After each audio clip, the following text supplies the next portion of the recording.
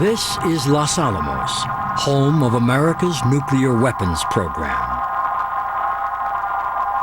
Built on an extinct volcano in the high desert country of New Mexico, the city was ravaged by wildfire in May 2000.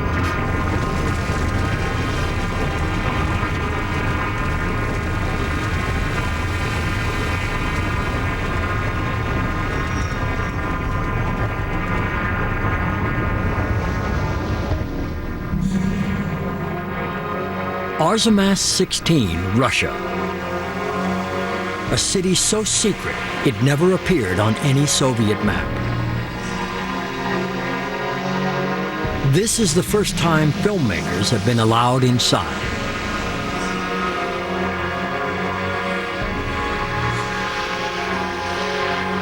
Arzamas 16 is the home of Russia's nuclear weapons program. It's built on an underground lake. Russians used to say, "You can try to destroy us with fire, but we'll put you out with water." This is the remarkable story of American and Russian nuclear weapons scientists joining forces to combat the dangers of nuclear materials and weapons in the stockpile.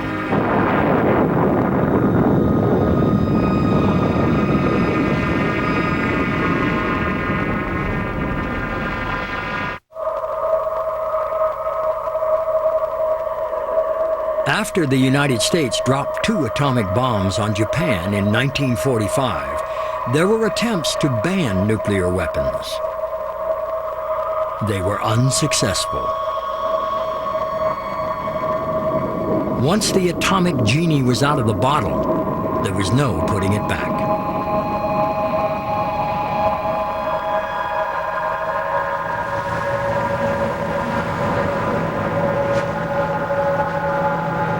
Today, the United States and Russia each have around 6,000 long-range nuclear warheads, some still targeted at each other.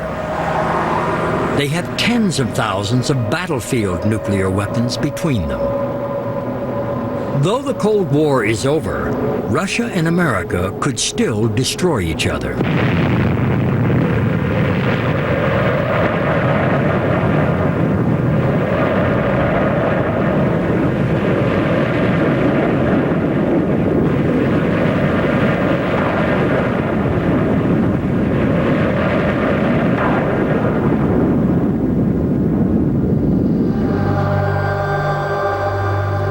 But American nuclear weapons are aging. Some are 30 years old. In 10 years' time, most would have aged far beyond their original design lifetimes. As the weapons age, they undergo changes from within, posing a new nuclear danger. Sometimes, with warheads that, particularly older designs, we have found things that are, in many ways, a bit horrific. We're surprised at the changes that have occurred, and we have to ask ourselves very seriously and very quickly whether those changes will affect performance. Will they perform as designed? Could one go off by accident? Until the late 1980s, Russia and the United States certified their weapons safe and reliable through full-scale nuclear testing. But not anymore. Here's the dilemma.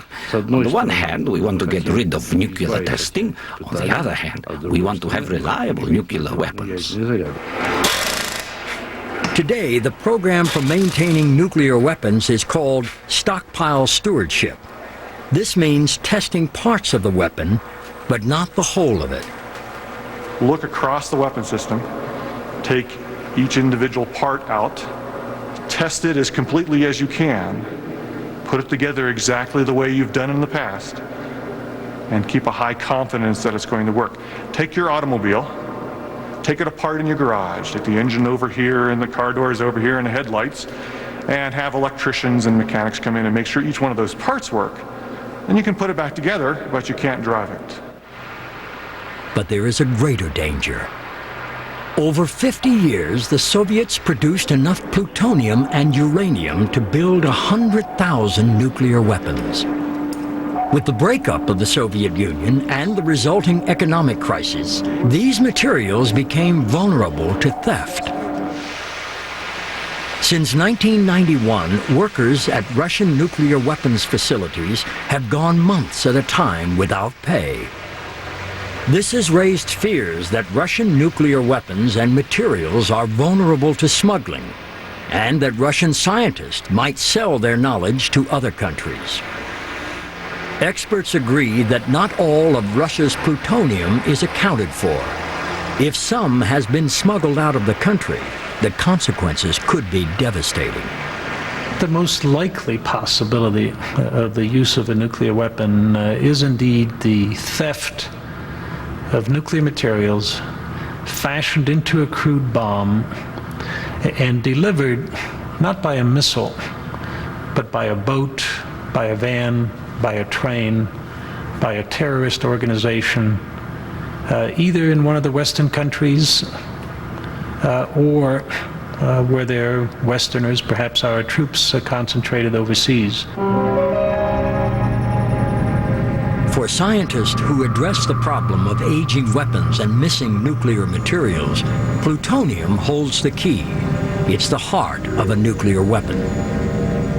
A chunk of plutonium this size has 10 million times the energy capacity of a chunk of coal. The real attraction to plutonium and uranium was that you would be able to liberate that energy. And in the end, neither scientists, engineers, or politicians can throw a factor of millions away. In radioactive elements such as plutonium and uranium, this energy can be tapped by splitting the nucleus in a process called fission. We know that if you get enough plutonium together, it's able to actually sustain a chain reaction in its nucleus and in the nuclei of neighboring plutonium atoms. And in a bomb, the idea is to get enough of this mass together quickly enough that it will actually release enormous amounts of energy.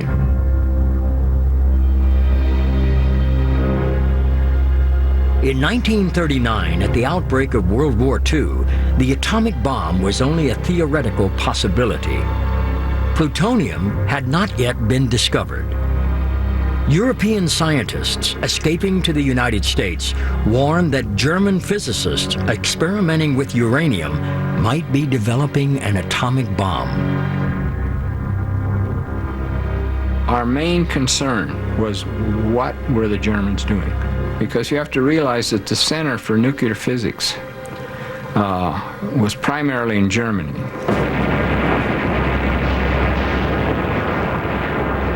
The Japanese bombing of Pearl Harbor in December 1941 brought the United States into the war. America decided to build an atomic bomb. They called it the Manhattan Project. The work would be done in New Mexico. A remote desert plateau 1.5 miles above sea level was chosen as the site where the first nuclear weapons laboratory would be built. Under the supervision of General Leslie Groves, the top-secret nuclear facility, along with a town and its infrastructure, was built in a matter of months. The scientific leader was Robert Oppenheimer. He selected a team of brilliant Europeans and the best minds the United States could offer. Meanwhile, in an underground lab in Chicago, émigré scientist Enrico Fermi built the first nuclear reactor. He demonstrated the nuclear chain reaction, essential for the development of an atomic bomb. I had been working at the University of Chicago with Fermi's group, and we brought in the first reactor. In the fall, it was decided that some of us, if we wanted, could go someplace, but they wouldn't tell us where it was, to really work on what the real objective of the project was, which was to develop a weapon system. Scientists and their families who accepted Oppenheimer's invitation were not given precise details of their final destination.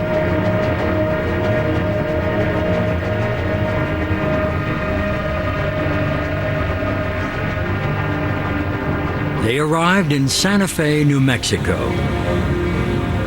From there, they were taken up the hill to the top-secret facility at Los Alamos. Los Alamos was, in fact, a closed city. We weren't even allowed to tell our parents where we were.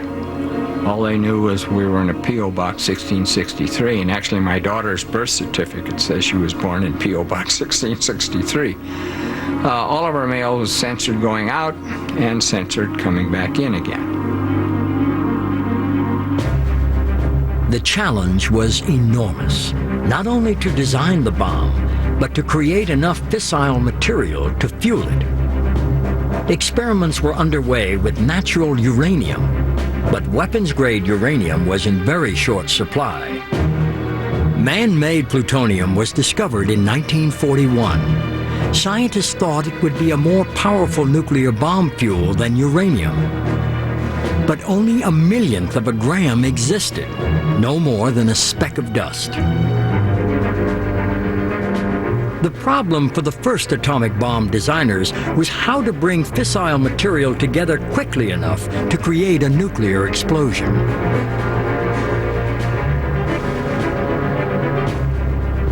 Their first solution was a gun design in which a uranium bullet would be fired at a uranium target. Full-scale plutonium production began in March 1945. But scientists were dismayed to discover plutonium wouldn't work in the gun assembly. So they quickly came up with another idea, an implosion design in which plutonium would be encased by high explosives and imploded in on itself. Los Alamos scientists were enthusiastic in their work.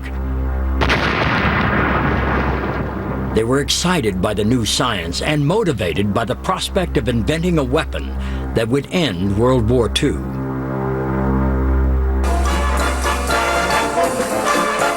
They were young, brilliant high flyers who enjoyed parties as much as they loved work.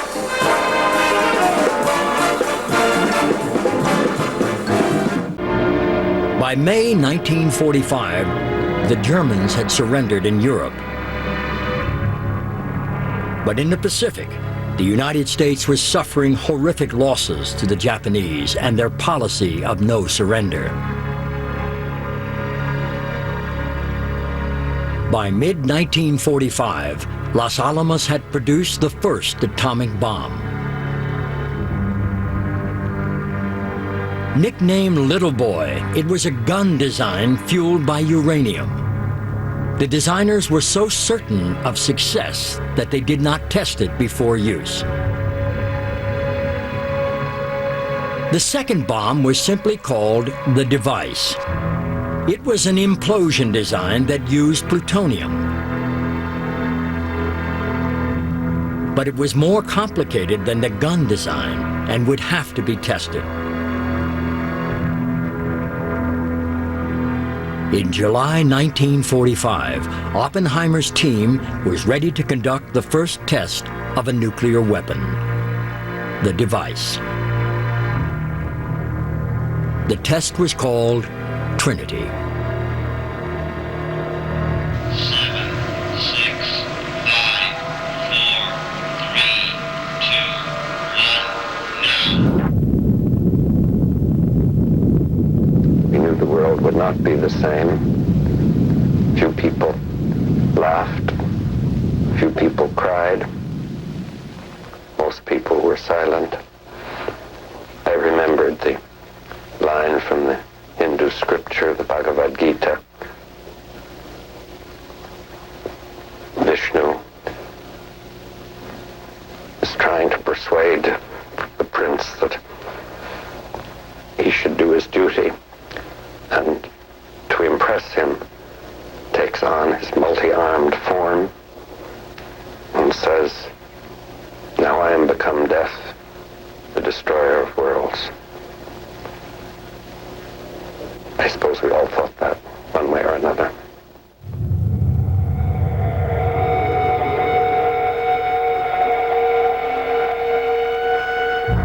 One week later, the United States planned the first nuclear attack on the Japanese city of Hiroshima.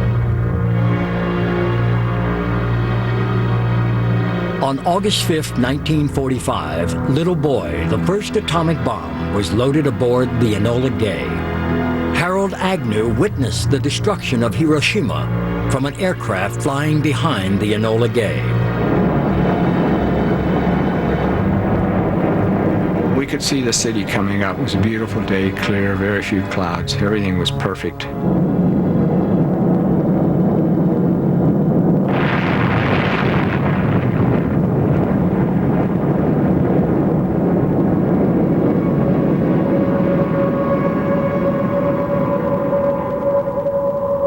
It was a perfect mission.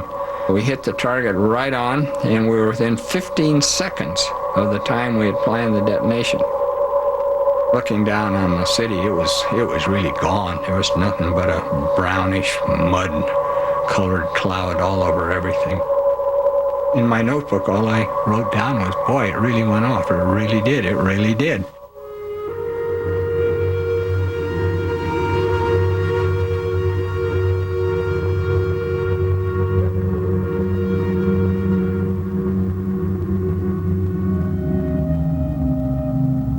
$66,000 Japanese were killed outright, with 69,000 injured.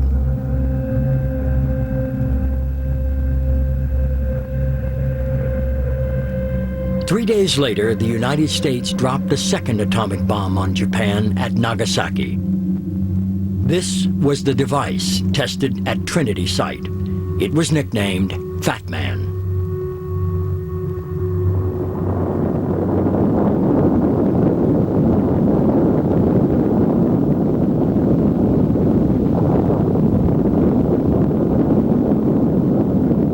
This time, the death toll was 39,000 Japanese, with 25,000 injured.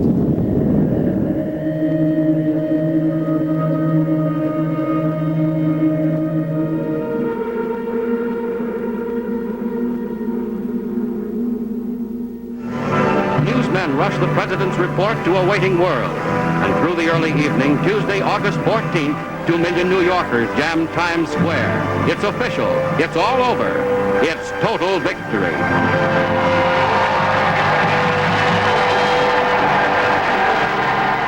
At the end of World War II, we shot our wad, in a sense. We fired two to end the war, and at that point we had none. At times we had no stockpile of nuclear weapons, which affected our international relations, because it turned out that spies made that information available to the Soviet Union at the time.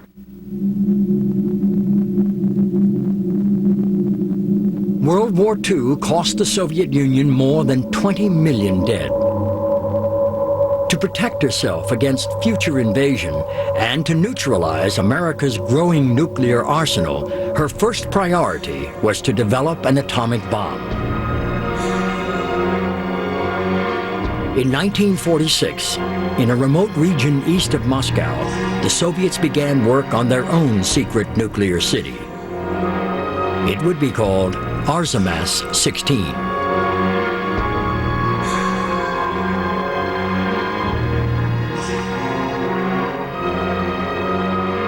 During the war, it had been a munitions factory. Now, under the direction of KGB chief Lavrentiy Beria, it would become a city whose sole purpose was the design and production of nuclear weapons. The scientific chief, Uli B. Harrington, had been a student of Lord Rutherford at Cambridge University.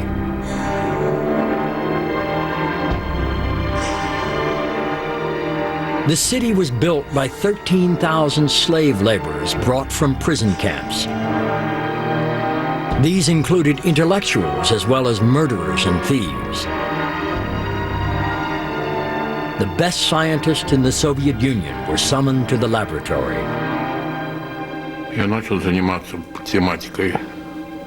I started working on nuclear weapons in 1948 as a postgraduate at the Institute of Physics. I was sent here in 1950 by the authorities. I didn't want to come here. It was a requirement dictated by the country's leadership.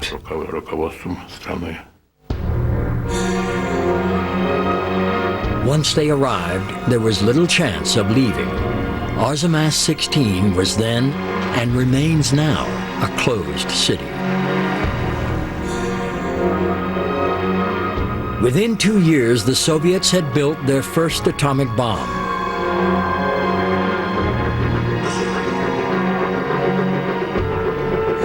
In August 1949, it was brought 1,600 miles from Arzamas 16 to Kazakhstan for testing.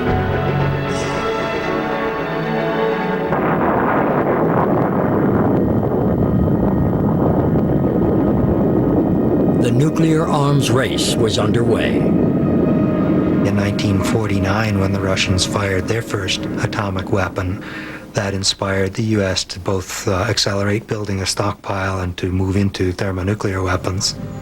The thermonuclear weapon, or hydrogen bomb, was a new and much more powerful weapon. Instead of splitting plutonium atoms apart, it would fuse hydrogen atoms together, releasing much more energy. In the early 50s, nuclear weapons were very much in a state of development. People were thinking about how do you create thermonuclear weapons, and are they as big as a house? Can you put them on a missile? And there were various schemes that were under study to create a thermonuclear weapon. This is the first thermonuclear device, designed by Los Alamos in 1952. Fusing hydrogen atoms together requires an intense burst of energy. The most powerful tool scientists had was the atom bomb itself. An atom bomb detonated by conventional explosive would act as the primary. That explosion would release X-rays powerful enough to fuse the hydrogen atoms together. The first thermonuclear test was codenamed Mike. It took place at the Bikini Atoll test site in the Pacific Ocean in October 1952. 5, 4, 3, 2, 1, T0.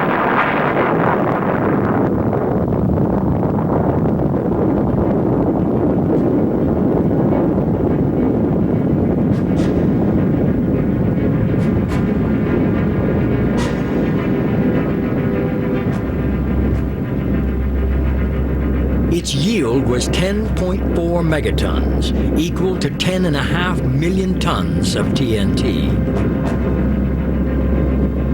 This single bomb was 4 times more powerful than all the Allied bombs dropped over Europe in World War II combined. It was nearly 600 times more powerful than the first atomic bombs. The mushroom cloud spread over 100 miles. But the first thermonuclear device was as big as a house and of no practical military use. It was Russian scientists at Arzamas 16 who built the first thermonuclear weapon that could be delivered by air. The team was led by physicist Andrei Sakharov. One of his collaborators was Yuri Trutniev. We looked at it from every possible angle, and we couldn't see why it wouldn't work. We were 40 kilometers away from the blast. And I must say, it was the most incredible spectacle, incredible.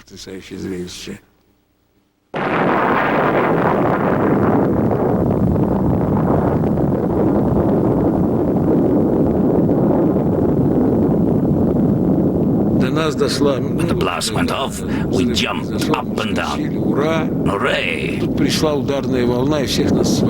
shockwave knocked us all over.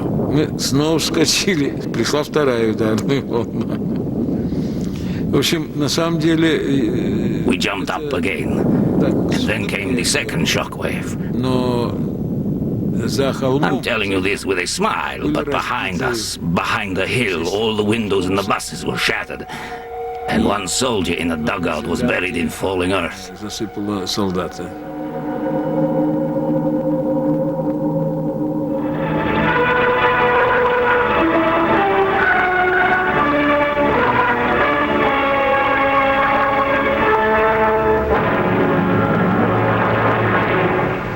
face it, the threat of hydrogen bomb warfare is the greatest danger our nation has ever known. Enemy jet bombers carrying nuclear weapons can sweep over a variety of routes and drop bombs on any important target in the United States. The threat of this destruction has affected our way of life in every city, town, and village from coast to coast. These are the signs of the time.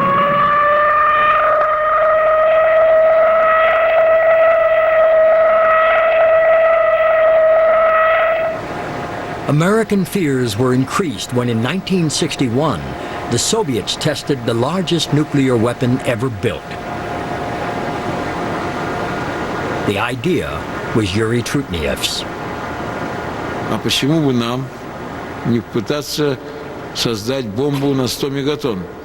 One day I had an idea. Why not try and make a 100 megaton bomb? Я пришел к Сахарову и сказал: Андрей Дмитриевич, I went to Sakharov and said, Andrei Dmitri, let's try and make a 100 megaton bomb. Андрей Дмитриевич очень загорелся. Sakharov really liked the idea.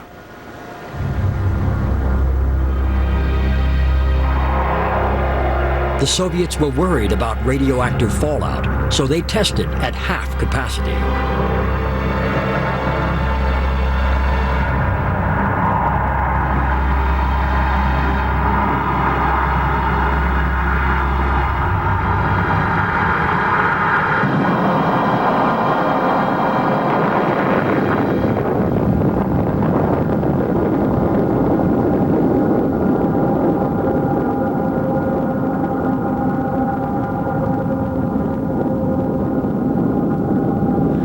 Was dropped from an airplane, which sent some shivers up our spine, as did Sputnik.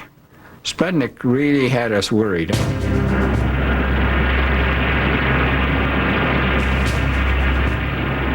The space race wasn't just about going to the moon. The superpowers were demonstrating their ability to send nuclear warheads deep into each other's territory. As part of the arms race, the Soviets manufactured plutonium in enormous quantities. Just as gold can underpin the value of money in an economy, plutonium was a guarantee of Russian national security. As far as material is concerned, they had much more material than we ever had. With increased plutonium production came more weapons. Our job description was to make the largest number of weapons in the yields that the military wanted, and they had this obsession that if one bomb on target was okay, two must be better, and three are probably even better than that. So the desire on the part of the military for a while was sort of insatiable. In the late 1960s, the United States had more than 32,000 strategic nuclear weapons, and the Soviet Union 45,000. Enough to destroy each other many times over.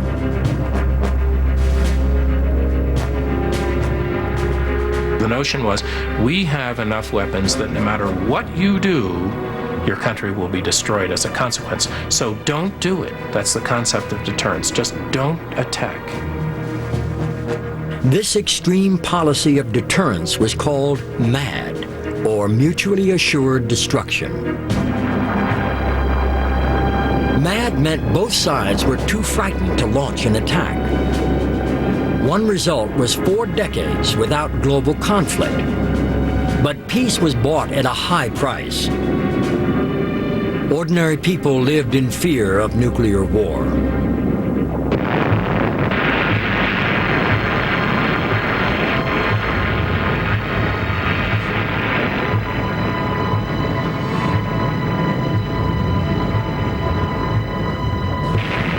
With each successful nuclear test, the Soviets and Americans underscored their ability to destroy the other.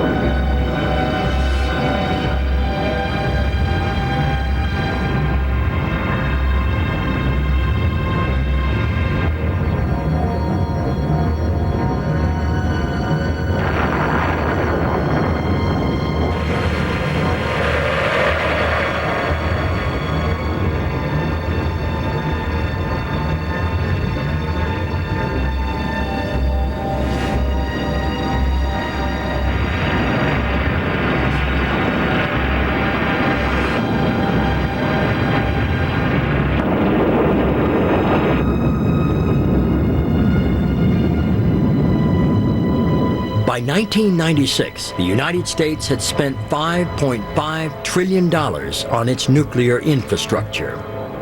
In the U.S., the arms race created jobs and wealth.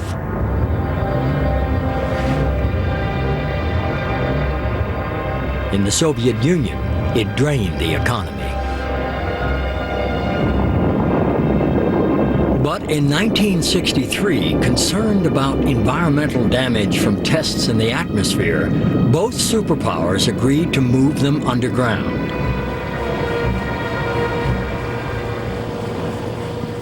Nuclear tests were how the scientists of Los Alamos and Arzamas 16 proved and improved their weapons. It was extremely important that before we put anything in the stockpile, it was thoroughly tested. Whether it was a brand new weapon or if it was a weapon toward the end of its stockpile life, we tested over this particular regime so that we could guarantee to the Defense Department, to the President, that indeed we would certify these weapons as doing what we said they would do. Then, in 1990, the Soviet Union announced a voluntary moratorium on its cripplingly expensive nuclear test program. America followed suit. Less than a year later, the Soviet Union suddenly collapsed, raising urgent questions about Russian nuclear security. Were the weapons safe? Where was the plutonium? And what would happen to Russian nuclear weapons scientists? Scientists wound up largely on the bottom of the heap in the new order in Russia. Their services are viewed as being long-term and not very immediate, and so taxi drivers are paid better than scientists are now. So there are these multiple insults that have occurred all at once to this highly talented group of people who have very specialized knowledge which would be very much in demand in some third countries in the world.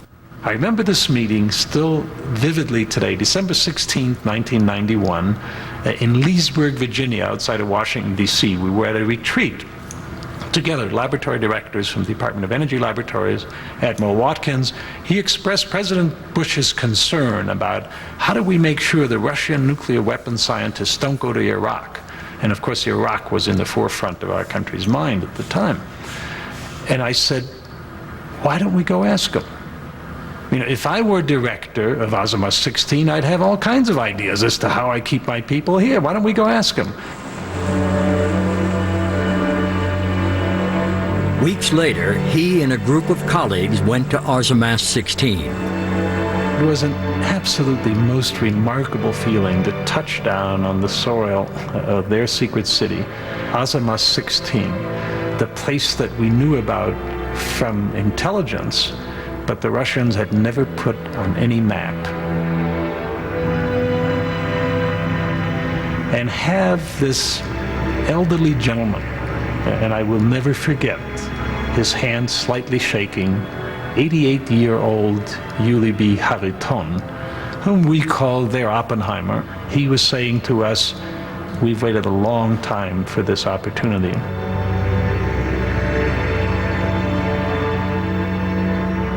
We toured many of their laboratories. They showed us places that we would have never dreamed we would see the inside of the nuclear weapons complex.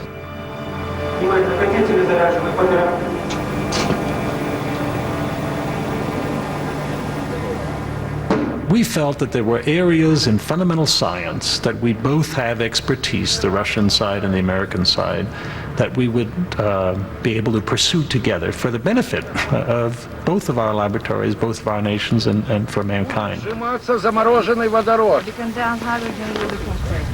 And then there were other areas. The area that I was most interested in from my visit to Russia was, what are they doing to secure their nuclear weapons and their nuclear materials, and particularly their nuclear materials.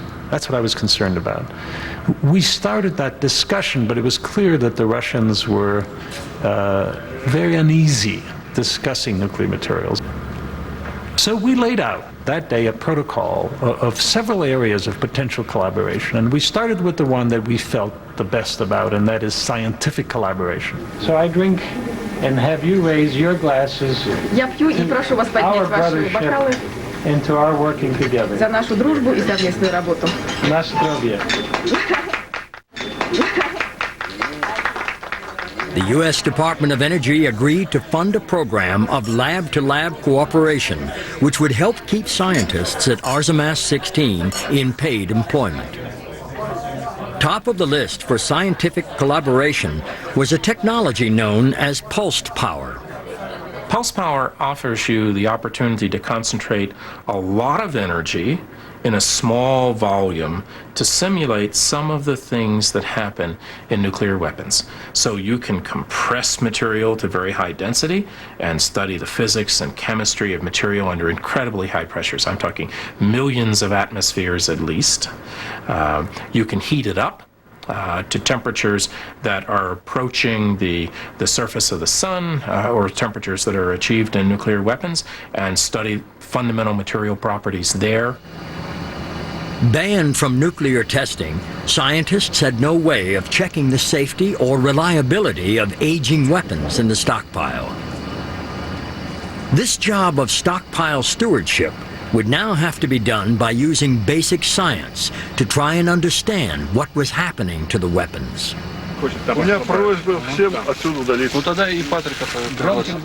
Arzamas 16's advanced work in pulsed power offered new possibilities.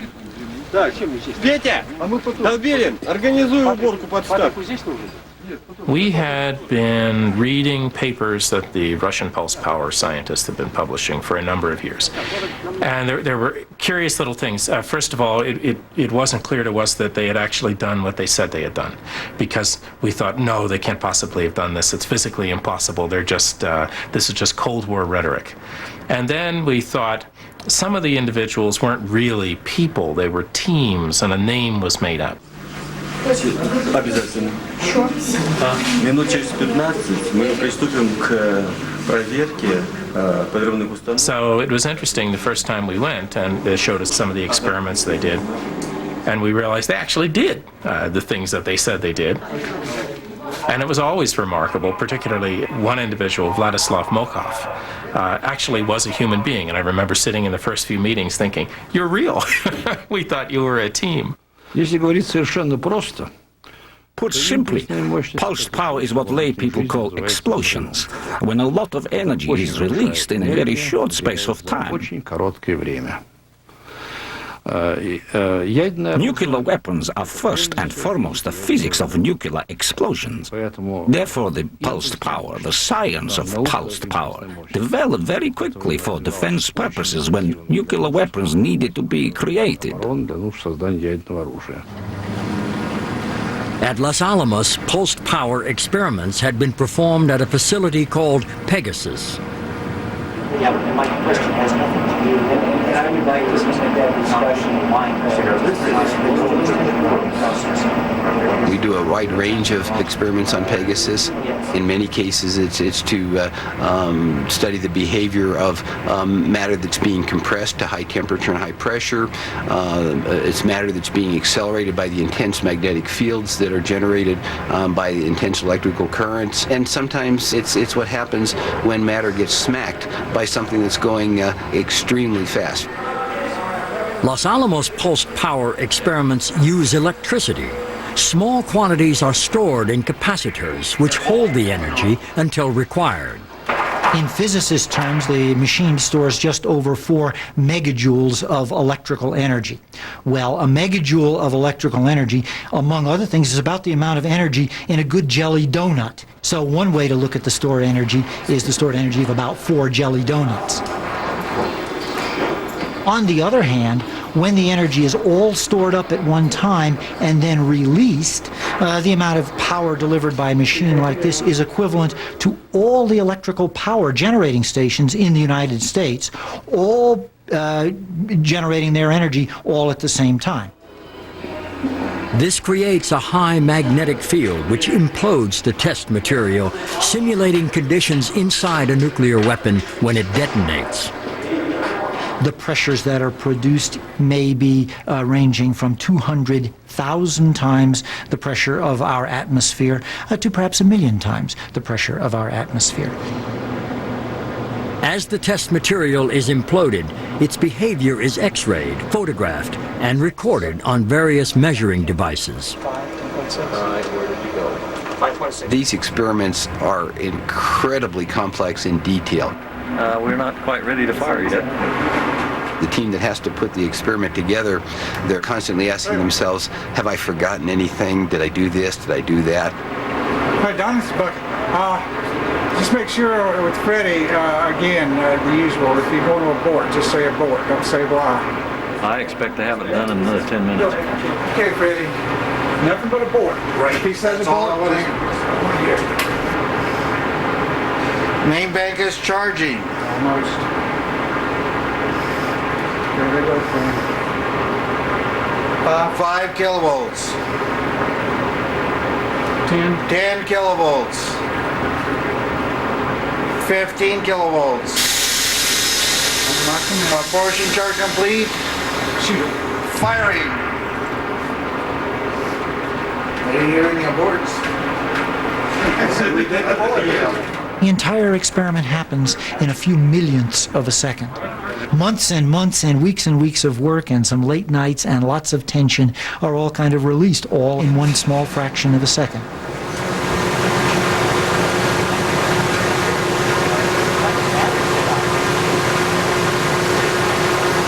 First one, 3% higher than We got 5 X-rays right on time. American pulsed power experiments rely upon private sector manufacturing capability. Lacking that, the Soviets found a different solution. The result was years ahead of what Los Alamos had achieved. Andrei Sakharov came up with the approach called magnetic flux compression that uses, number one, chemical high explosive instead of capacitors, and number two, uses a disposable approach to things. You use the parts once.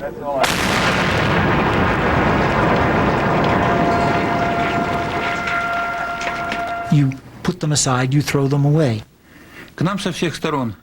The American scientists flocked to us, including Irv Lindemuth and Bob Rainovsky. They asked loads of questions. How? What? How is it built? How can we do it?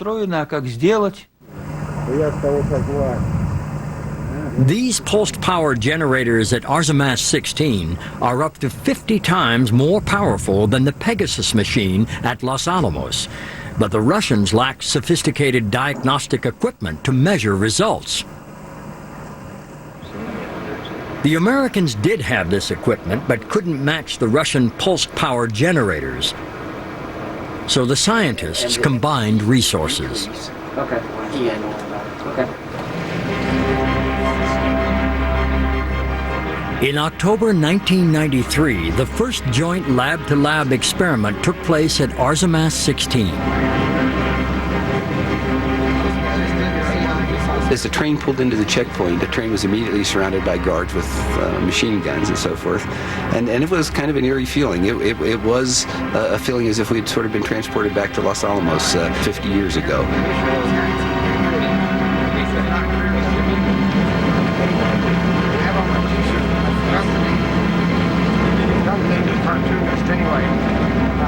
Everybody in the national security arena has their story of when the Cold War ended for them, and I'll tell you when it ended for me.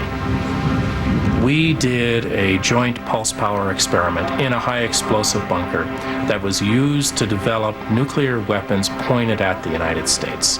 And I thought, what an amazing thing. Here is a place that the Russians officially denied it existed, and here we were working together with them on a joint experiment.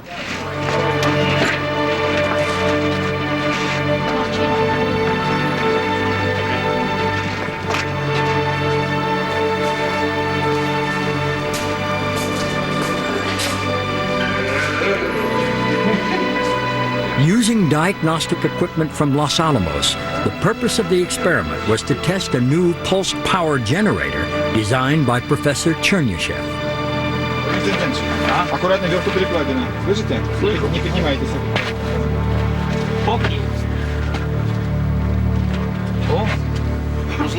Before you installed counter-motive unit. It was impossible to say who, in the team of 20 or 30 people, who was Russian and who was American. I'm amazed how these people who don't speak languages, Americans not knowing Russian and our colleagues not knowing English, managed to communicate with each other. Somehow they understood each other and they got on swimmingly. The preparations proceeded very quickly. Мохов. Есть. Савосин. Тут. Якунин. Есть. Бежевов. Бежевов. Бежевов. Есть.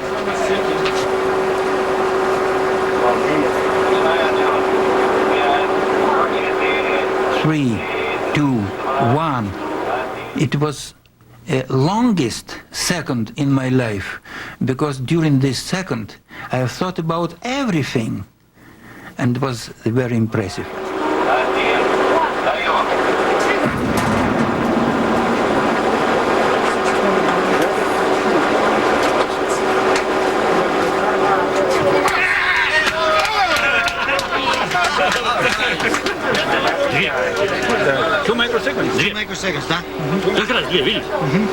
Okay. And when we saw the first records of the high magnetic fields, high currents, it was unforgettable picture for everybody.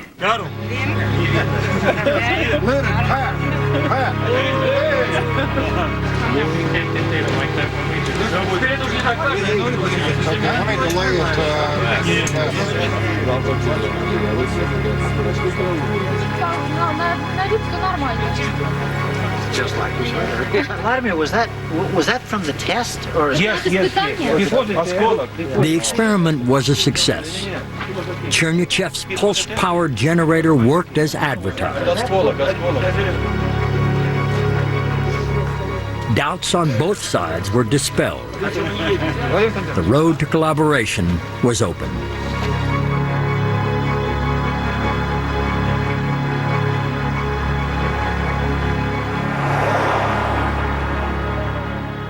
You know, I can't wait to see what our Russian colleagues are going to say about this one.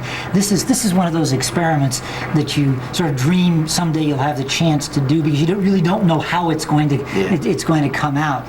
In some ways, the whole interaction with the Russians gave us a chance to do something that we haven't been able to do before. Right here. It's a drive to the west. During the Cold War, the thought that Russian nuclear weapons designers would work side by side with their American counterparts at Los Alamos was unimaginable. Now it has become almost routine.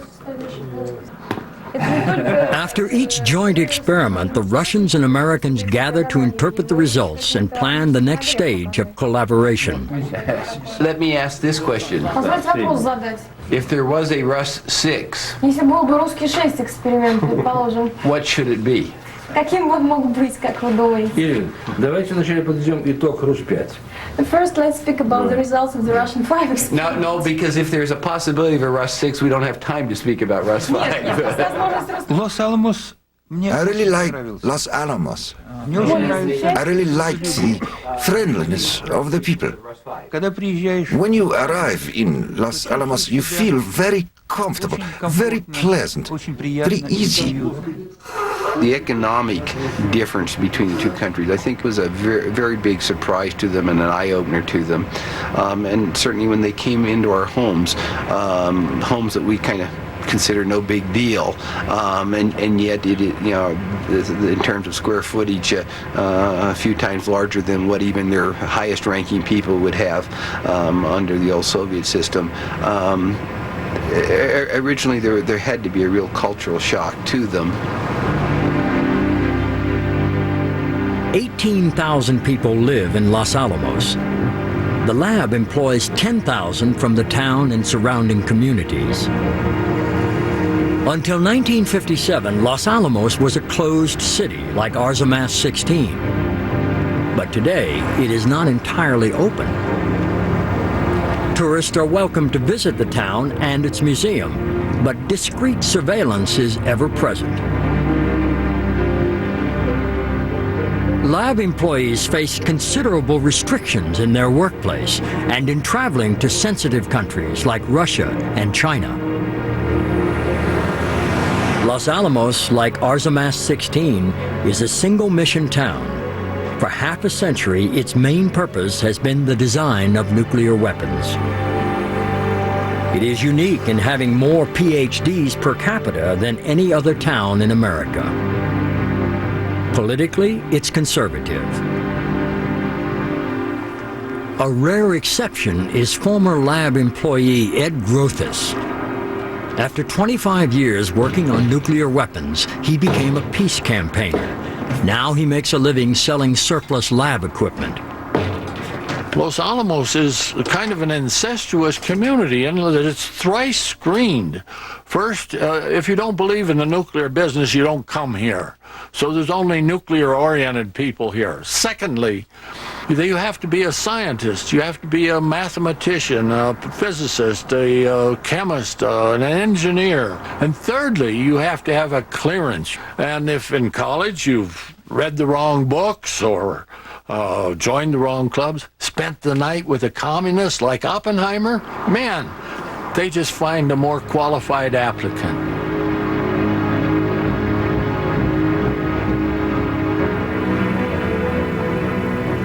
Brilliant scientists go to Los Alamos not only to work at the cutting edge of physics, they are also patriots with a desire to use science for national defense. I, as many nuclear weapons designers or people who came to Los Alamos to be nuclear weapons designers, made very conscious decisions that we were not going to be able to seek rewards in many of the traditional ways that scientists got reinforcement for their work. We were not able to publish, we were not able, in some cases, to talk about our work to others, but there were very different kinds of satisfactions. We had the reward of working on some of the most complex physical problems that exist in a regime of physics, the behavior of materials that were unachievable, unattainable anywhere else in the world, but also we had a very clear understanding that what we were doing is important.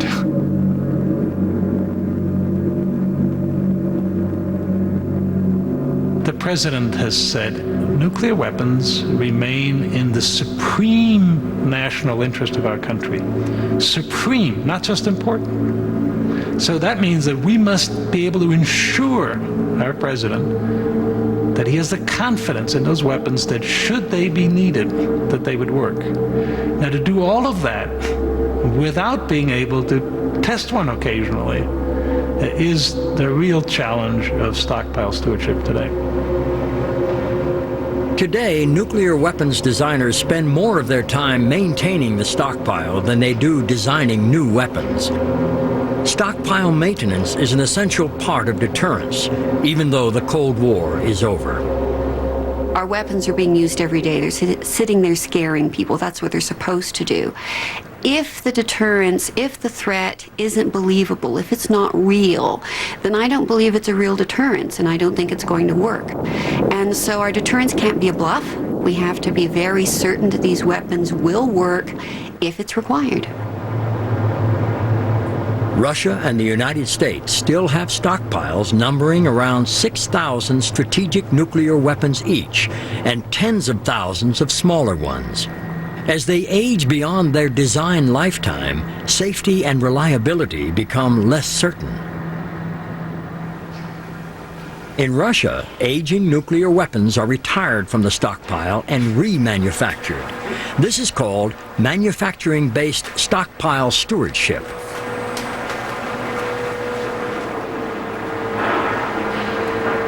The United States has very limited capacity to manufacture nuclear weapons, so another approach is used: science-based stockpile stewardship. We should be able to understand these complex objects sufficiently from a first principle scientific approach, so that by very sophisticated computer calculations, and we have the biggest computers in the world, we always have, and large laboratory facilities, like the largest laser in the world, the largest pulse power machine in the world, the largest X-ray radiographic capability that you can take X-rays of explosive devices while they're exploding. With this set of experimental machines and with the largest computers in the world, we will be able to develop sufficient basic scientific understanding to guarantee the performance of the stockpile without having to go and do underground nuclear tests. It begins with looking at samples of each type of weapon stored under different conditions. External factors such as heat and cold can adversely affect components in the weapons. The effects of corrosion that we see on materials, the effects of cracking of materials as a result of age. In many cases, this corrosion and this cracking shouldn't affect performance. In other cases, we're really not sure. In science-based stockpile stewardship, one group of scientists uses computer models to predict the behavior of nuclear weapons, while another uses experiments to test these predictions. Because what really everybody's doing is figuring out how much money they need. In the absence of underground nuclear testing, computers decide if the weapon is going to work. $100 million computers, the fastest in the world, and I don't trust them as far as I can throw them, because we need actual reality, actual data to compare the computer's predictions against, or else we're just kind of walking through cyberspace on a merry little stroll. The newest and most powerful experimental tool at Los Alamos is DART, Dual Access Radiographic Hydrodynamic Test Facility. For a nuclear weapon to function as designed, the plutonium in the primary must implode in a uniform, symmetrical fashion. DART is a giant X-ray machine that can see inside a mock-up of a nuclear weapon as it explodes. In a DART test, scientists detonate a weapon in which the plutonium has been replaced by a non-radioactive element. We take high explosives, set them off, and immediately the high explosive energy focusing inward takes all the heavy metals and the surrogate metals we put in the weapons device and accelerates them from rest to over 10,000 miles an hour very, very, very quickly. We implode this device so everything's moving together and achieves densities greater than the center of the Earth. And exactly at that time, we have to take an X-ray picture and see details of mechanical deformation and material flow with sub-millimeter spatial resolution. The event occurs over a 1/4 of a second. DART uses pulsed power to very quickly generate X-rays so powerful they can penetrate the dense construction of the weapon. X-rays are taken from two directions to give a three-dimensional picture. Camera ready? Camera's timed in. We are now ready. You're in control. Okay, charging CDU. 5, 4, 3, 2, 1, fire. Oh, yeah.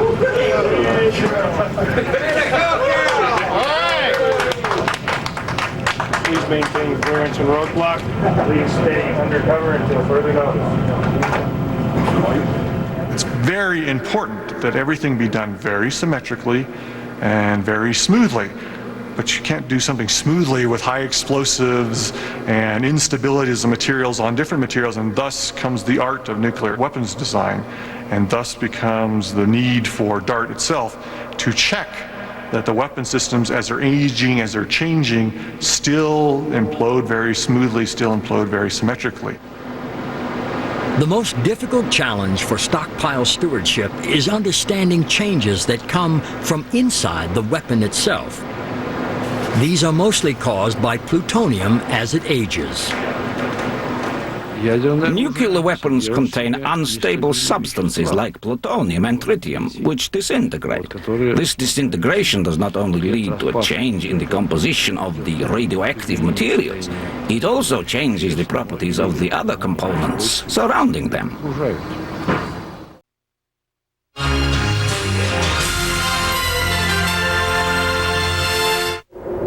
To study the effects of aging on plutonium, Los Alamos weapons scientists go to the nuclear test site in Nevada.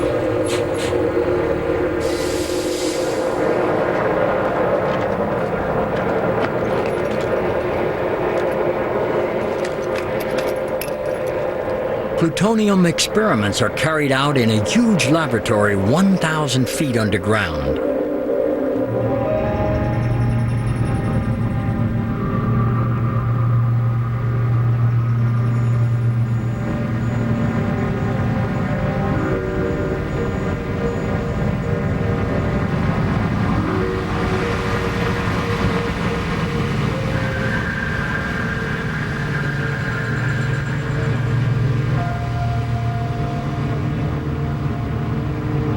To chart the behavior of plutonium as it disintegrates, scientists perform experiments known as subcriticals.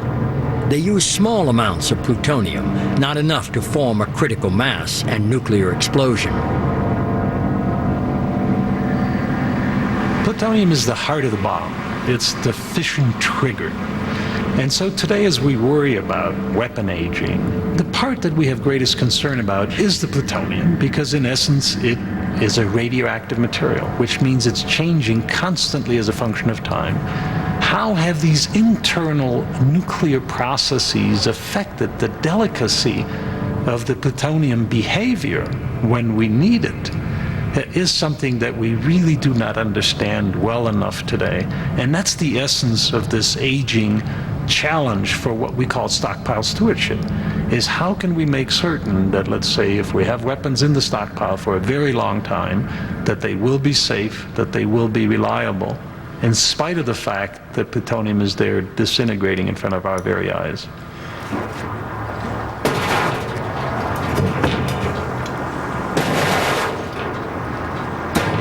Now, under stockpile stewardship, the lab is to certify and guarantee that a nuclear bomb will go off at some point in the future without any intermediate testing at design parameters. And I keep telling them, hey, you know, the disaster occurs if a bomb goes off, not if it doesn't go off. Why do I do this? Why do I think this is okay? Am I really doing something that I can't support ethically? Because I am an ethical person. I care about ethics. But when I look at the reasons, I look at deterrence, I look at how human beings have behaved, I look at how human beings still behave, I look at the options to the universe in terms of, can these things be uninvented?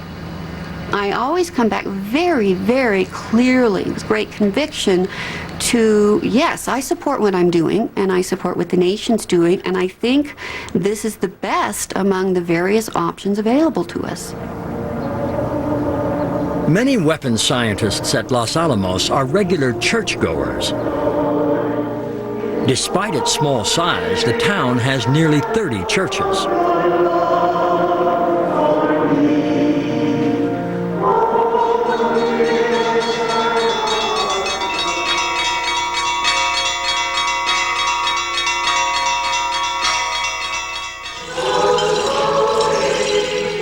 At Arzamas 16, the Russian Orthodox Church has been revived, and scientists are active members.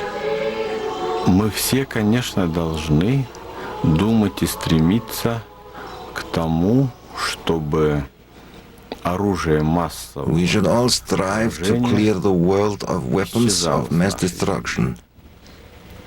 Но это возможно при одном обстоятельстве. But this is possible only on one condition. В каждой стране должна вестись работа. Each country must carry out moral work and embrace real Christian values. Работа по укреплению, ну скажем, конкретно христианских ценностей.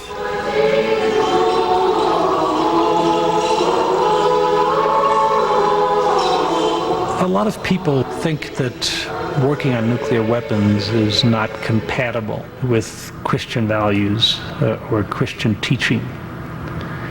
In my discussions with the Russians, for example, it's clear that they don't believe that these are incompatible.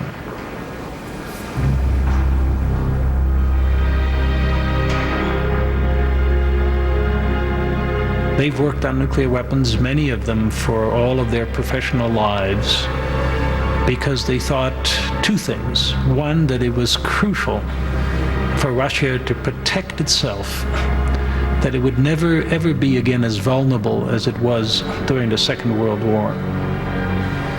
They also felt that this issue of deterrence, and that is that nuclear weapons represents this technology which is so awesome that it's clear that these nuclear weapons cannot be used in anger because of the potential of destruction of mankind, that working from this angle actually helped them to promote world peace. Now, I said that's what the Russians told me. That's also what I personally happen to believe. As the relationship between nuclear weapons designers from Los Alamos and Arzamas 16 grew, it was possible to address America's greatest worry. What had happened to Russia's nuclear weapons and vast stocks of plutonium? Just look at the scale of the number of weapons that are there, and they're counted somewhere in the several tens of thousands. So there are lots of weapons. Now, the good thing about the weapons is they have serial numbers on them, and one knows how to count to, let's say, 20,000. And I personally do not have enormous concerns about the weapons themselves. However, the material's a different story. The consequences of Russian nuclear materials falling into the wrong hands could be catastrophic. But there are major obstacles to locating and then to counting these materials. MPCNA, acronym that stands for Materials Protection, Control, and Accounting. What it's all about is the issue of the security of nuclear materials, weapons-usable nuclear materials. The scale of that problem is essentially the following. It's generally recognized today that for 10 kilograms of weapons-usable material, you can build a bomb. In Russia, there exists somewhere between 150,000 and 200,000 kilograms of plutonium and 1 million kilograms of highly enriched uranium. We're not sure exactly how much Russia has, because in fact Russia keeps the quantities of uranium and plutonium classified, secret, still today. But together, you have enough weapons-usable material for at least 100,000 nuclear weapons, many of which would have many times the destructive capacity of a Hiroshima. The reason no one knows how much plutonium the Russians have is not only because it's classified. The problem with accounting for Russian plutonium starts with the way it was manufactured. In the Soviet-planned economy, the government set production quotas. My understanding of the Russian system and then the Soviet system beforehand of production was that it was based on quotas, on an annual or 5-year or quarterly quotas, and so the production facilities were required to produce so much plutonium, so much uranium by a given date. If factory managers failed to meet quotas, they could be punished, so they devised a way to protect themselves. In some cases, they would exceed the quota and have extra material that they didn't have to declare. And it's been our understanding that in some cases that extra material was kept aside in case in future times they fell short of a quota, they could make up the difference with material they had produced earlier. Factory managers kept 2 sets of handwritten accounts for plutonium production, an official set and another secret one for surplus plutonium which was not declared. In the safeguard sense, that's the worst possible scenario, that you have semi-large quantities of material off the books. One of the ironies is that really during Soviet times, the safeguarding of nuclear material by the incredible physical protection it had was really quite good, and the material's safety and our safety was in pretty good shape from a safeguard standpoint. And without that Soviet methodology in protecting the material, we are actually in more danger because it's not quite as tight. The Soviet system was a system of grave consequences, Siberia or maybe worse. But the Soviet system is gone. Now, Russia is more like the United States. The borders are no longer rigid. People are free to move. People are free to do things with money. Very different environment than before. The very rapid social changes that occurred with the dissolution of the Soviet Union and the collapse of their economy have put extreme pressures on the people who are responsible for the nuclear weapons. These kinds of pressures are almost unbelievable for us in the West in terms of the economic stresses that are on families. Under the Soviet system, employees of Arzamas-16 received special treatment in compensation for living in a closed city. But since 1991, they have gone months at a time without pay. With the economic stress being so great in Russia, how do we know that from the inside that you don't have people who will be tempted, awfully tempted, to try to make money in some way, including perhaps making money by smuggling out nuclear materials? This is why we're so concerned about Russia today. If you have the nuclear materials, the rest of the technologies that are required to build a crude nuclear weapon are unfortunately frighteningly easy. And so, for example, as we look at Iraq, there's no question that Iraq can muster the capability to build a crude device if it could get access to nuclear materials. And of course, that's what it tries so hard to do. Fortunately, it is exceedingly difficult to make the materials from scratch. You have to go through large-scale industrial process. That's a big signature, meaning that it's obvious, it's visible, it costs a lot of money.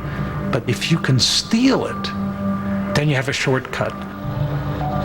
That by itself represents the greatest proliferation risk, the greatest nuclear danger that we face in the world today.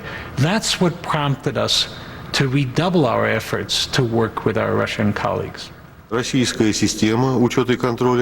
Russian system of counting and control needs perfecting. Primarily, we must implement technologies to control nuclear materials and reduce the human factor.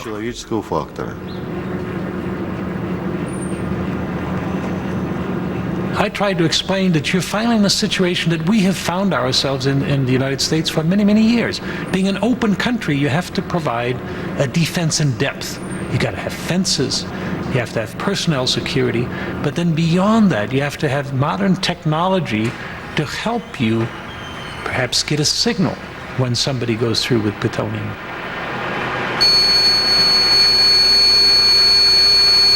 Provide an accounting system that's real time, so that you know at any given time where the plutonium is, how much is there. And you can just imagine tracking materials that you have to work with, materials that you partition, that you dissolve, that you do lots of different things with, is much harder than having an accounting system for a bank.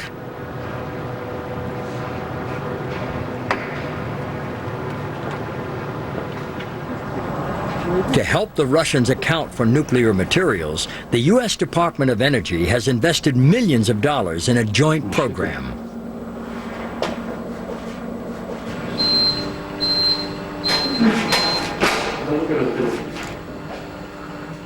With American funding, the Russians have introduced safeguards to protect nuclear materials similar to those at Los Alamos.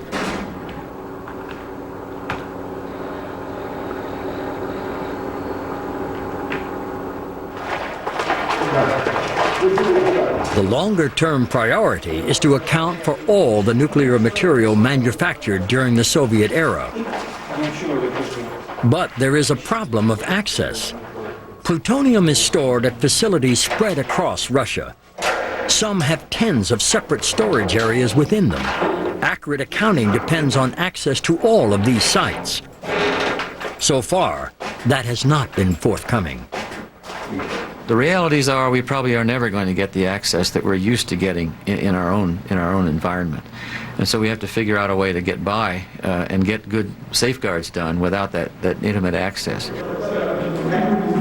The U.S. Department of Energy has also provided computer systems and devices for monitoring nuclear materials.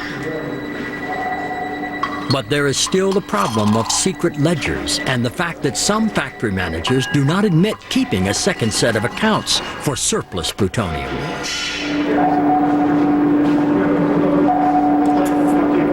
Two scenarios worry me. One is this quota matching philosophy that they had, where they kept material aside if they exceeded a quota to be used later to meet a later falling short of a quota. That's material off the books that may not be getting on the books for a long time. And I'm not sure that even the baseline inventories we might take to begin the process of keeping track of material for the future would catch all of those stashes. That's material that could be stolen and it wouldn't be noticed by the accounting system.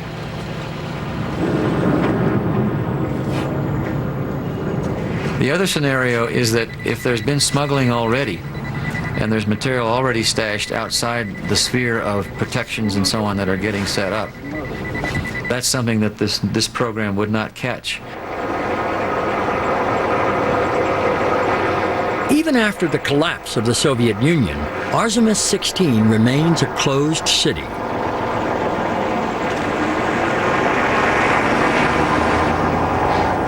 But the weakening of central authority and harsh economic conditions have brought new problems that didn't exist during the Soviet era.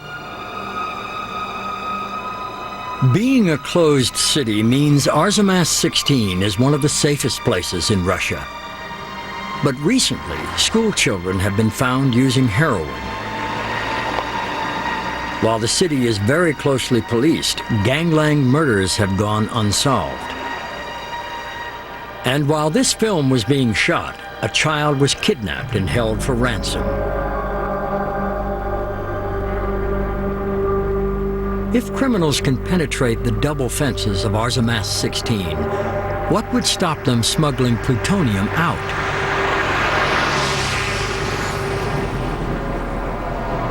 In the United States, plutonium production, research, and storage is concentrated in a very few sites.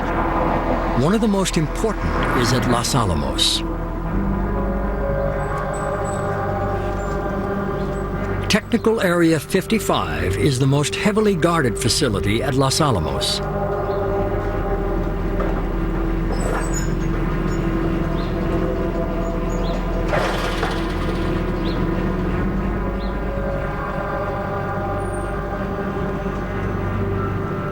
A highly trained emergency response team conducts regular exercises to prepare against terrorist attack.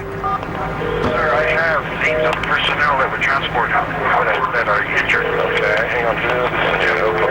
Alamos 122. A Montana car was registered to the New White Light Church, drove up and cut through the fence at TA-55. They have found a vehicle over by TA-55. It is a white Suburban and is being searched at this time.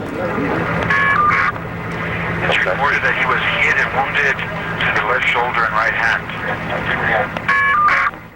The team is trained to respond rapidly to accidents involving radiation and chemical spills, but their greatest fear is fire. Los Alamos is situated in high desert country, surrounded by densely wooded canyons. We believe that the worst scenario that could befall us would be a wildland fire that would approach our laboratory from the south and southwest. We're a heavily wooded area. We have not had severe fires over the last 100 years, and as a result of that, the forests have built up and really are overdeveloped at this point. In May 2000, the worst happened. A controlled burn designed to thin out wooded areas and reduce fire risk went out of control.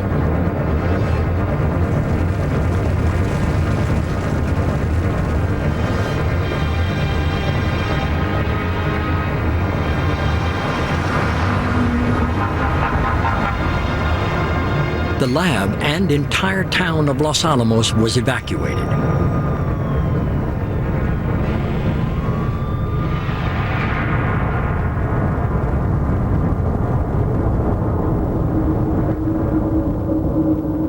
"400 families lost their homes. The fire swept through parts of the lab complex. Critical storage areas resisted the fire as they were designed to. Nuclear weapons and materials were protected. Good luck and the heroic efforts of firefighters prevented a more serious disaster. The fire delayed important lab-to-lab work with Artemis-16 and had a demoralizing effect on employees. Perhaps more demoralizing has been a series of security breaches at the lab. Mr. Lee, do you have any comment? The FBI investigated numerous allegations in 1999 and 2000. Many scientists with a long record of loyal service were subjected to lie detectors and interrogation. Very much a cooperative type effort. The Los Alamos fire underlines the fact that nuclear weapons are subject to the same risk of accident as any other weapon. Nuclear weapons are designed and tested to withstand impact and fire.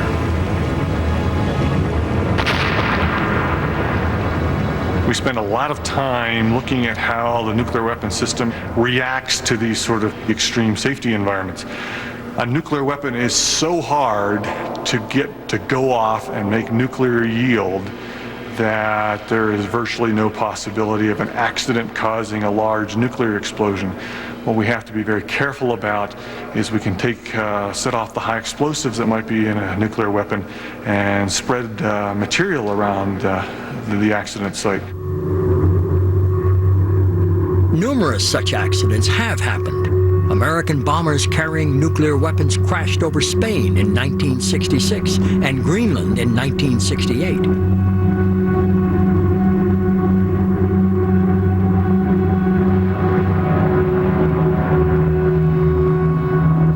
In neither case did the bombs reach criticality, but they caused environmental damage, contaminating a large area.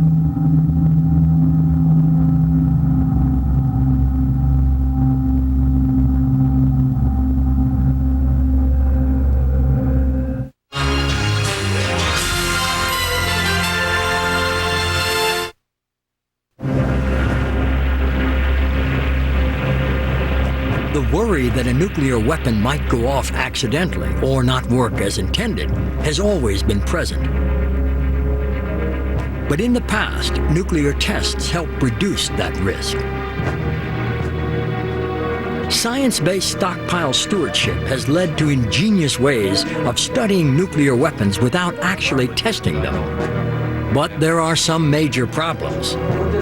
The computer models and laboratory experiments of stockpile stewardship are based on old nuclear test data that was never gathered with that purpose in mind. And the computer models and laboratory experiments are, at best, only an approximation of what happens when a nuclear weapon explodes. The danger with trying to use laboratory experiments is that some of the physics that's important in laboratory experiments doesn't matter in nuclear weapons. And some of the physics that's very important in nuclear weapons doesn't matter at all in laboratory experiments. Well, you're probably looking for that. Sometimes the results of an experiment do not come out the way we expect them to. And sometimes those results may impact what we think we understand about the way a nuclear weapon works. When we find a result in an experiment that doesn't perform the way we expect, there are lots of interactions with folks who design and evaluate the performance of nuclear weapons. I need to figure out, is this okay? How okay is it? How not okay is it? And in order to do that, I have to use the calculations, but I know better than to just run the calculations and say they say it's okay. I have to find among this very limited existing set of information from nuclear tests, I have to figure out a way to use that existing information to answer a new question. It's kind of an intellectual gymnastics. It's putting a jigsaw puzzle together, but in a lot of cases it's like taking pieces from different jigsaws and coming up with a prescribed picture when none of them had that picture on it to begin with. As full-scale test data ages, along with the stockpile, results from laboratory experiments yield diminishing returns. The ability of stockpile stewardship to positively measure and ensure reliability or performance is extremely limited. The only way to really know something for sure is to try it, and you can't do that. As these weapons age or as they go into lifetimes far exceeding their design lifetime, there's going to be questions that we fundamentally won't be able to answer. And even if we knew how to answer it, it might take us 5 years to build a facility to do that test. I personally believe at some point in the future, the country will be faced with a question that the stockpile stewardship program may not be able to answer fully. What is the nuclear future? Will the United States and/or Russia revive nuclear testing to guarantee safety and reliability? If so, will it spark a new arms race? Despite the present cooperation between Russian and American scientists, the basic science in stockpile stewardship carries with it a stern warning to other countries. How do you assure not only our government, but the governments of potential adversaries that our stockpile has not turned to peanut butter and it won't work, or it's not safe, or the president can't rely on it? And one way of doing that is by being visibly excellent in the international scientific community, so that when our people go to conferences, I want other countries' scientists to say, wow, this work being done by Los Alamos is really good. And even though it's unclassified and they published it, I can see that there's some relevance to nuclear weapons, which are on the other side of this security fence. So I want those foreign scientists to go home and tell their masters, the Americans are really good at things relevant to nuclear weapons, so you should infer that their stockpile is a credible nuclear deterrent against anything that you might be planning in the future. The lab-to-lab program between Los Alamos and Arzamas 16 may be the most successful attempt at Russian-American cooperation. I'm ready. Ready. 7, 6, 5, 4, 3, 2, 1.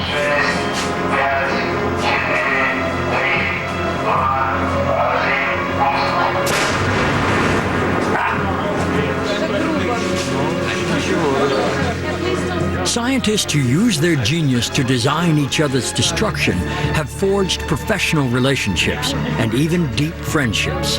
That may be our best guarantee of nuclear security. But nuclear weapons will not simply go away.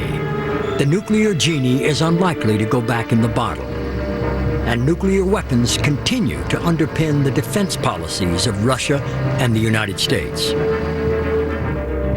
The annual cost to the United States of stockpile stewardship, lab-to-lab collaboration, and protecting Russian nuclear materials is $4.5 billion and rising. Commitment to this expenditure for as far as we can see into the future will require an enduring political will. Priority number one must be that the people upon whom we depend for finance should understand and recognize that they can economize where they like.